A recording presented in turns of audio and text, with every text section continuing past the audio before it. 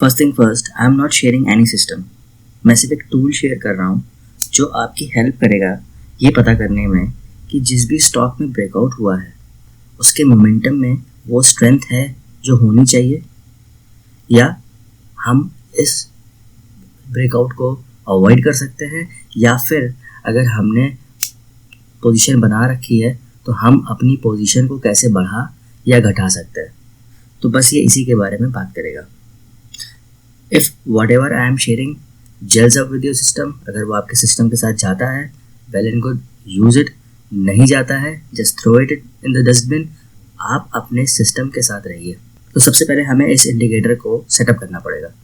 तो उसके लिए हम क्या करेंगे, हम चलेंगे अपने यहाँ पर और यहाँ पर हम टाइप करेंगे DMI। अभी directional movement index plus ADX and की लेवल ये बनाया है किसी कंसोल ने, इसमें 4070 इसके डाउनलोड्स भी है। आपको इसको डाउनलोड कर लेना है। तो मेरा तो ये फेवरेट मार्क्ड है, आप इसको डाउनलोड कर लेना। हो गया? तो ये कुछ इस तरीके से यहाँ आ गया। ओके, अब जब हमने इसे अपने ले आया है, अब जब ये यहाँ पर आ गया है, दिख रहा है हमारी स्क्रीन पर, तो अब हम इसको अपने हिसाब से सेटअप कर लेते हैं। तो सबसे पहले हम आएंगे ADX स्मूथनिंग पे, इसको हम 8 कर देंगे। ये मैंने चेंज कर रखा है, आप इसको 8 कर देंगे। जो DI लेंथ है उसे 13 कर देंगे और जो की लेवल फॉर ADX है उसे 25 कर देंगे। उसके बाद स्टाइल पे चलते हैं। हाँ, तो मेरा ADX मैं ब्लू रखता हूँ, आप जो चाहो रख दो। Plus DI green, negative DI red. Okay, की लेवल मैं ब्लैक रखता हूँ। तो इसी के साथ हमारा सेटअप हो गया। अब आते हैं इस पे जो 4 चीज़ें हैं हम उसको समझ लेते हैं कि आखिर क्या है। तो इस इंडिकेटर में 4 चीज़ें हैं। सबसे पहला है ADX, जो कि ये ब्लू लाइन है। ये सबसे इम्पॉर्टेंट किरदार है। ये हमें बताएगा कि क्या वो स्ट्रेंथ आ चुकी है मोमेंटम में या नहीं। दूसरा है ये ग्रीन लाइन, इसे कहते हैं पॉजिटिव DMI। स्टॉक बुल्स के कंट्रोल में होगा तो ये ऊपर जा रहा होगा, और जब स्टॉक बियर्स के कंट्रोल में होगा तो ये रेड, नेगेटिव DMI, ये ऊपर जा रहा होगा। तो ये तो 4 हो गए। अब एक एक करके समझते हैं कि हमें क्या करना है। अब क्योंकि हम ब्रेकआउट खेल रहे हैं और हम लॉन्ग साइड पे ब्रेकआउट खेल रहे हैं, हम शॉर्ट साइड की यहाँ बात नहीं कर रहे हैं, काम वैसे ही करता है, पर हम कोई एक चीज़ समझ लेते हैं। ठीक है, तो सबसे पहले हम एक स्टॉक का एग्जांपल लेते हैं। ठीक है, ओके, तो मैंने एक स्कैनर बनाया है। अगर आपको चाहिए तो प्लीज़ आप कमेंट सेक्शन में बता दीजिएगा, तो मैं एक उस पर वीडियो बना के वो स्कैनर भी समझा दूंगा और वो स्कैनर आप लोग को भी दे दूँगा। But only if there is a demand then there would be a supply. तो हम यहाँ ये स्कैनर ने मुझे 10 जनवरी को ये बताया था। तो आए हम कहाँ पर, क्योंकि मैं कॉन्ट्रैक्शन पे काम करता हूँ तो मैं ढूंढने लगा कि कौन से कहाँ पे कॉन्ट्रैक्शन हो रहा है। तो कॉन्ट्रैक्शन डेली पे हो रहा है। ब्रेकआउट हम कहेंगे कि जब ये जब हुआ होगा तब ब्रेकआउट हम कहेंगे। तो जब ये हुआ उस समय ये ग्रीन लाइन पॉजिटिव DMI ऊपर होनी चाहिए और उसी समय ये ब्लू लाइन भी ऊपर होनी चाहिए और ये ग्रीन लाइन ने नया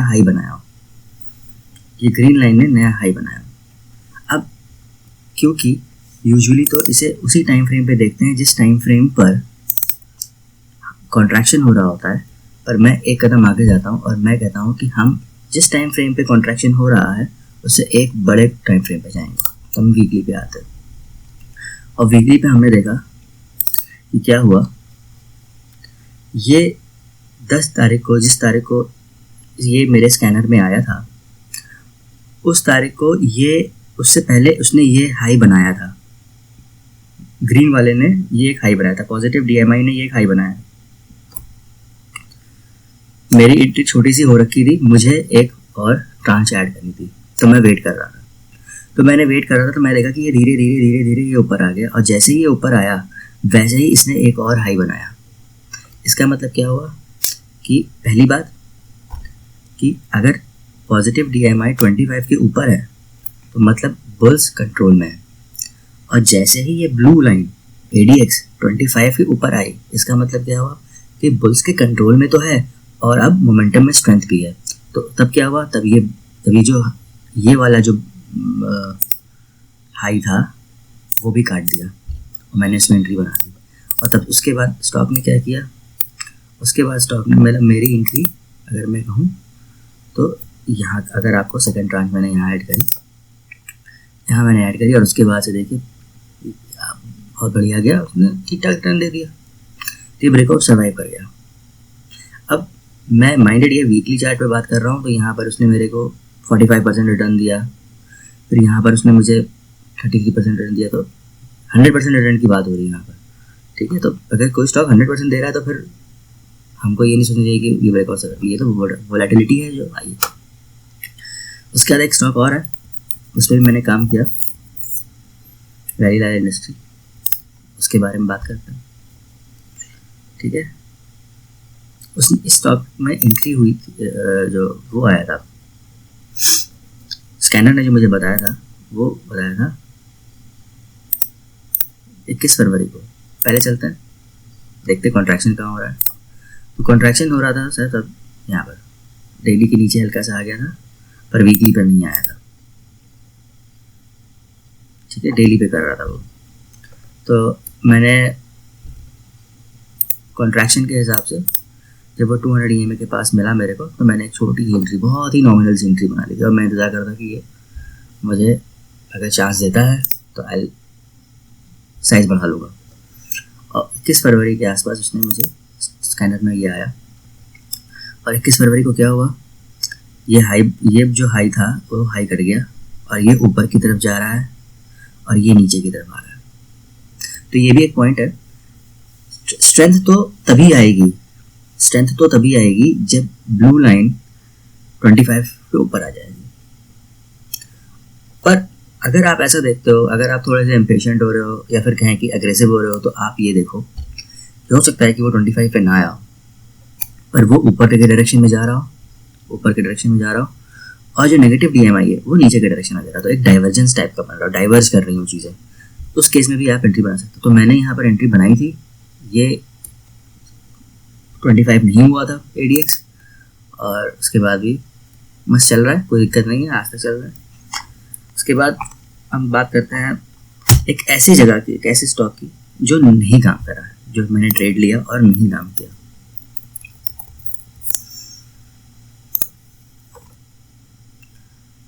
ओके, तो मैं अपने पहले के वीडियोस में भी बता चुका हूँ कि मैंने अदानी पोर्ट्स में ये ब्रेकआउट जब हुआ था, तब उससे पहले मैं तो एक्चुअली यहाँ से ही एंट्री बना के बैठा था।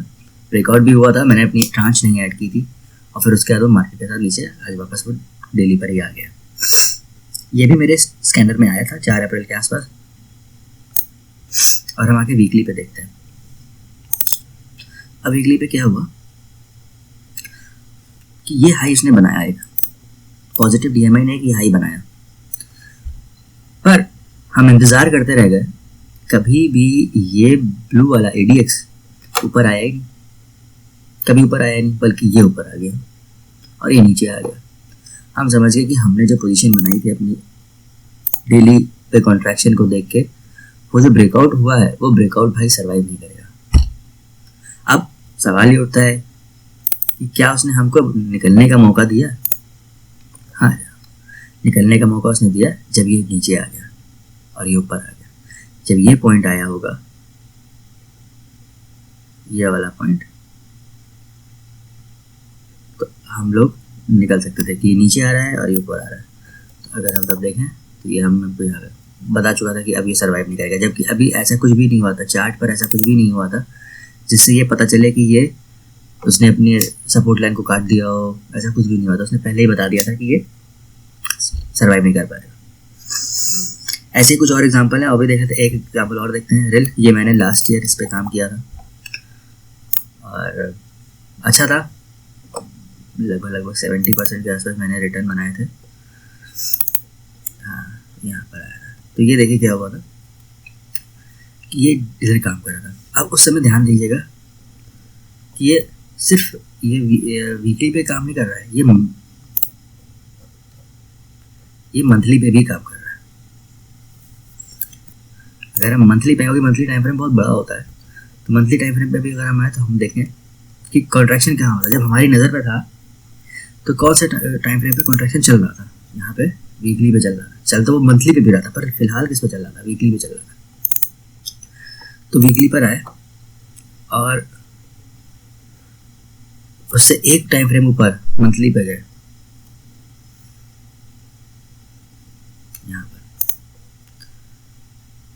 और हमने ये ध्यान से देखते हैं कि मंथली टाइम फ्रेम में हुआ क्या कि ये जनाब यहाँ आए, फिर ऊपर से नीचे चले गए, कोई बात नहीं, फिर ऊपर आए और यहाँ पर उन्होंने एक हाई बनाया, हमने इसे मार्क कर लिया और हम इंतजार करते रहे कि कभी इस हाई को काटेगा। उसके बाद हम देखने लगे कि ये ऊपर जा रहा है और ये एडिक्स ऊपर आ रहा है और नेगेटिव DMI नीचे जा रहा है, मतलब एक डाइवर्जेंस हो रही है, बहुत अच्छी बात है। और जैसे ही वो यहाँ पहुँचा 25 के पास, वैसे इसने से हाई तोड़ दिया और हम AI इंजीनियरिंग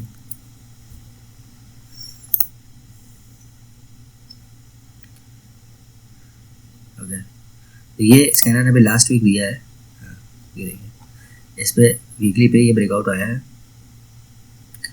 और आप देखोगे अगर मंथली पे चले तो ये एक इसने हाई बना दिया है।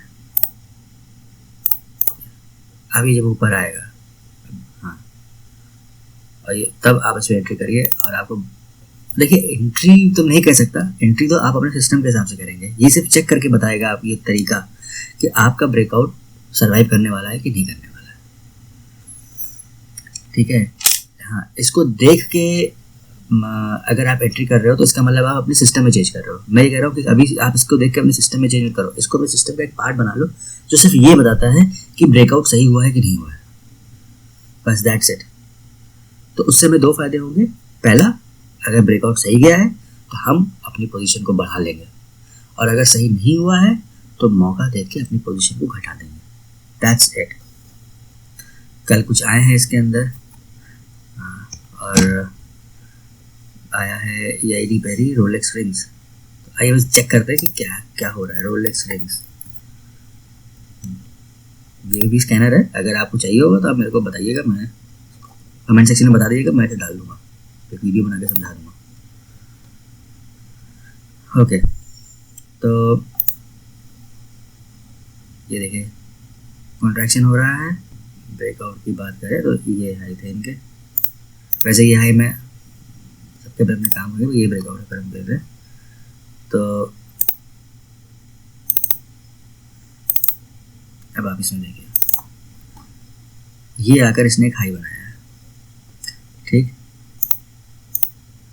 ये अब जब ये इस हाई को काटेगा और आप ये उसके ऊपर जाएगा, तब आप अपनी पोजीशन डबल कर सकते हैं या बढ़ा सकते हैं।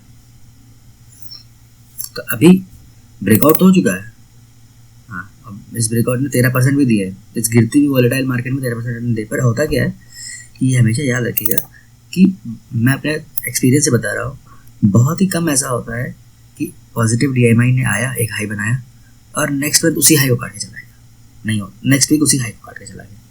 वो ऊपर आएगा है, एक आध हफ्ता टाइम पास करेगा, this ADX will catch up and then boom हुआ।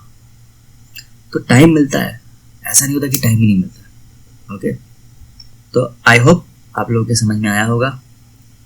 और if you need this scanner comment section में बताइए मेरे को, और अगर 50 लोगों ने भी बोल दिया कमेंट में कि हाँ हमें चाहिए, तो मैं डाल दूँगा। ओके।